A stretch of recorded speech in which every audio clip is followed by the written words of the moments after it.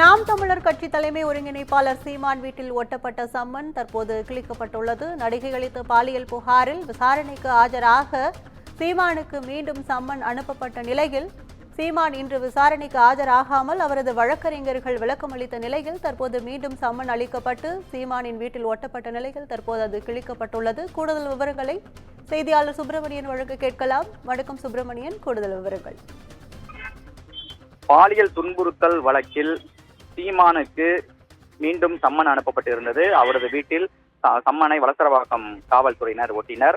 இன்று காலை விசாரணைக்கு ஆஜராகும்படி சம்மன் அனுப்பப்பட்டிருந்தது. ஆனால் சம்மன் அடிப்படையில் அவர் ஆஜராகவில்லை.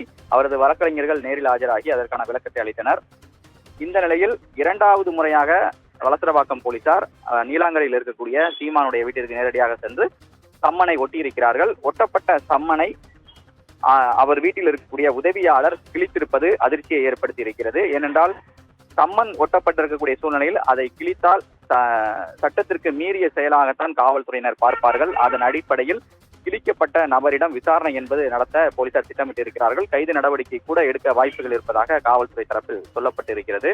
ஏனென்றால் சம்மனை வாங்க மறுத்தாலோ அல்லது கிழித்தாலோ சட்டத்திற்கு புறம்பான செயல் என்று காவல்துறை தரப்பில் சொல்லப்படுகிறது. அதன் அடிப்படையில் தான் அந்த விசாரணை நடத்த இருப்பதாக காவல்துறை தரப்பில் தெரிவிக்கப்பட்டிருக்கிறது.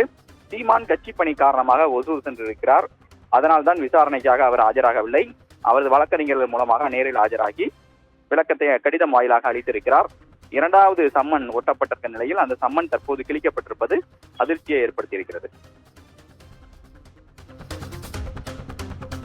விவரங்களுக்கு நன்றி.